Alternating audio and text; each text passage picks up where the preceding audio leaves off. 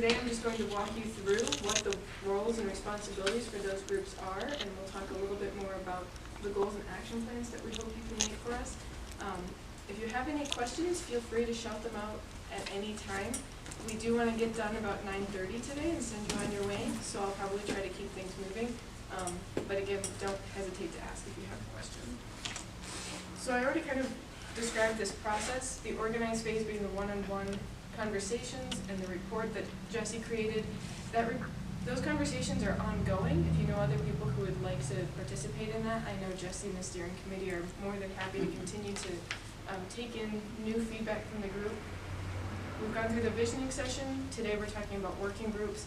And what the working groups create will be the final plan that gets rolled out at the end of, by the end of this year, probably October, November, we'll try to roll that out, so that then you can move into the implementation phase.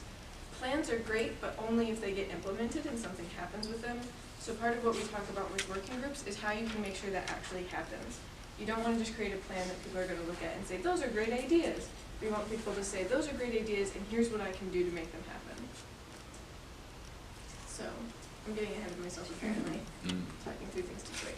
So I'll skip over all that. So the vision that was created for Miller, and you all still have the opportunity to work with Jesse if you have feedback or if you want to tweak this, but through the visioning session we had written a vision that says, Miller is a beautiful, high-density, walkable neighborhood in Gary, Indiana, known as an active arts community and a destination for beach and waterfront recreation. Miller provides quality education and programs for its youth and a variety of activities for residents of all ages. A ferry and inviting train station make Miller accessible to visitors from throughout the region, and Miller's walkable and bikeable community design make it easy for residents and visitors alike to enjoy the area's activities and natural environment. A vibrant downtown supports a strong business community and provides quality employment opportunities.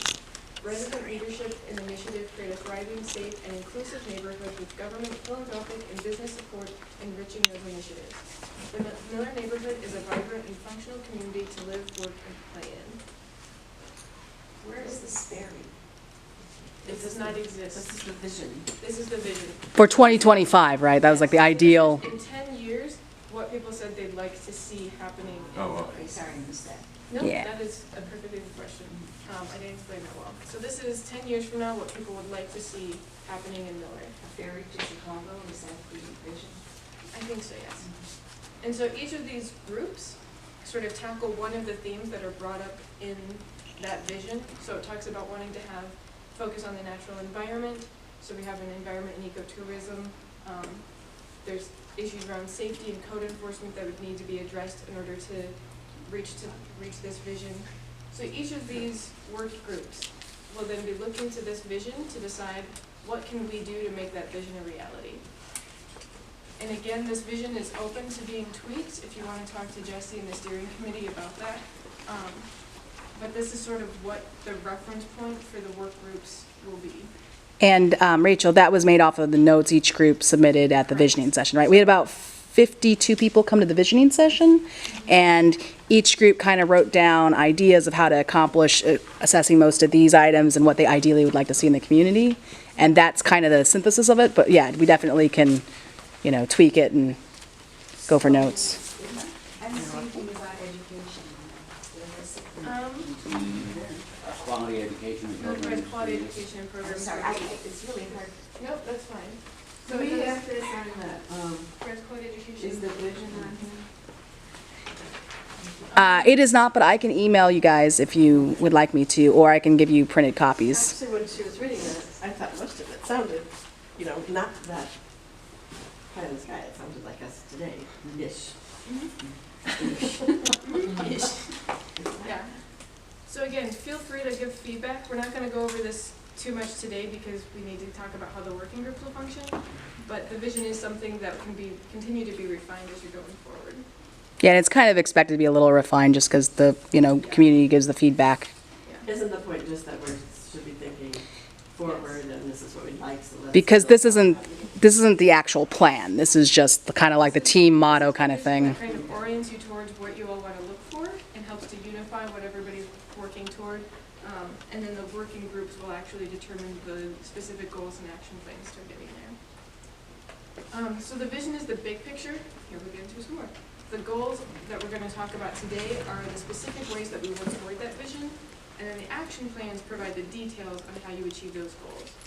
So it's kind of going from this very big but seemingly nebulous thing, the vision statement, down to the very specifics of who does what by when in order to make that vision a reality.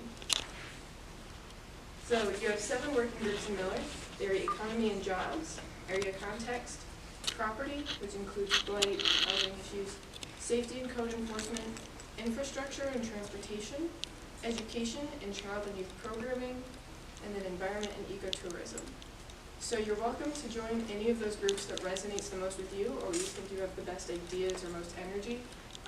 You can join 2 if you like.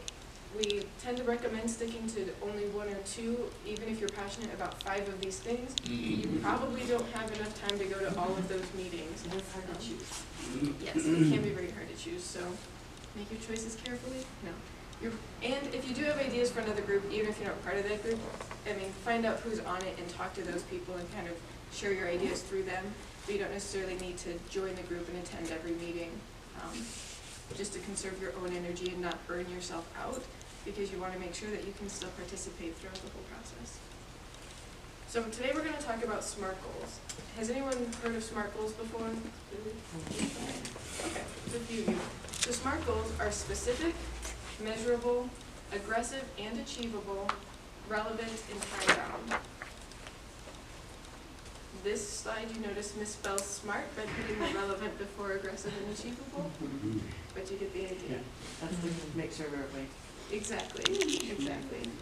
So we're going to go through each of those elements for a moment, and then I'm going to ask each of you to write a SMART goal. So be paying attention, and you can think about this in terms of anything. So it doesn't have to be relevant to a particular work group right now. You can also just think about goals that you have in your personal life. One example, a woman talked to us about her goal for landscaping her yard. Somebody talked about her goal for cleaning up her house. Whatever goals you're struggling with right now, we'll go through this framework and you can use that as an example for how to write a SMART goal. So we start off by wanting to be specific. You want to explicitly state what you're trying to make happen. Use verbs and action words.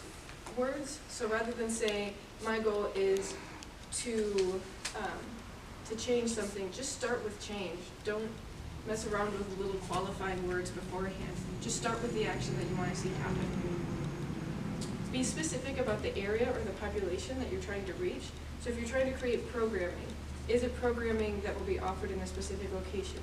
Is it programming that will target specific people, whether that's an age range, creative type people versus technical people? Who are you trying to create programming for? What is the purpose of this goal? What are you trying to achieve? So you want to be narrowly defined enough that when you look at your goal, it's really clear what's going to come out of it, because in a moment when you create an action plan, having an overly vague goal will make it really hard to come up with what steps you need to do to see that happen. It also needs to be measurable. Goals are useless if you can't tell if you ever achieved it, right? Like at the end of 5 years, you look back and you go, well, we were doing things, and we think that change happened, but we don't know what the change was for sure. We don't know for sure that the change was related to our work. It makes it really hard to say that that goal was really meaningful. So you want to look at what is currently happening and establish your baseline, and we can help you with that if you need to do research. So if you're doing a goal that's about vacant housing, we can help provide the research on how many homes are currently vacant in Miller. If you're doing a goal that's related to, improving graduation rates or improving, specific things about education, we can help you do some of that background research, because we typically have, whatever subscriptions are necessary to find that information quickly from reliable sources, and we don't want to overly burden your time with trying to find information that we have readily available. So establish that baseline line, and then think about what are the things that you want to see change. You're looking at a number change. You can look at it in terms of a percentage. So you can do a reduction of 50% or increase up to 90%. And again, you just need to know those baselines so that you can make that relevant. If you say we're going to reduce something by 50%, but you don't know where it is right now, there's no way to measure whether or not that really happened. So you want your goal to be measurable. And you want that metric to be aggressive, but still achievable, right? If it's something that's going to happen anyway, if you maintain the status quo and you hit your goal, then it probably wasn't a great goal, because you didn't actually have to do anything to reach it. It's just how things were going anyway. So push yourself. Think about what won't happen unless we take intentional, concerted action as a community. But also, don't get overly optimistic. Be realistic about what resources you have available, what people are going to need to be involved. For example, eliminate is probably not going to happen with most things. I would love to say that in my community we want to eliminate vacant housing, but that's not really realistic. I live in a neighborhood in Indianapolis that used to have the highest vacancy rate in the city. We'd love to eliminate it, but it's not realistic right now. So our goal for vacancy is not to eliminate, but we have a percentage of change we want to see happen over time. So think about what you can do, and also making sure that it's inspiring to people, but also doesn't overwhelm them. If people see a goal and they think, I would love it if we reached that goal, then they're more likely to want to get involved. If they see a goal and think, there's no way we're ever going to be able to achieve that, they aren't even going to try, right? If you're, when you were a kid, if your mom and dad said that you had to get an A+ in AP Physics, and you were not a physics person, why would you even bother trying to do your homework? Because you knew it was never going to happen, so you already knew you were set up for failure. But if they told you to get a grade that you knew was reasonably achievable, you might say, okay, I have to push myself, but I can do that. I can make that happen. So you want the same thing to happen here. Relevant, it needs to be related to the vision. So I mentioned the vision statement a little bit earlier. Even if it gets tweaked by the group, you want to make sure that when people look at your goal and they look at that vision, they understand the connection.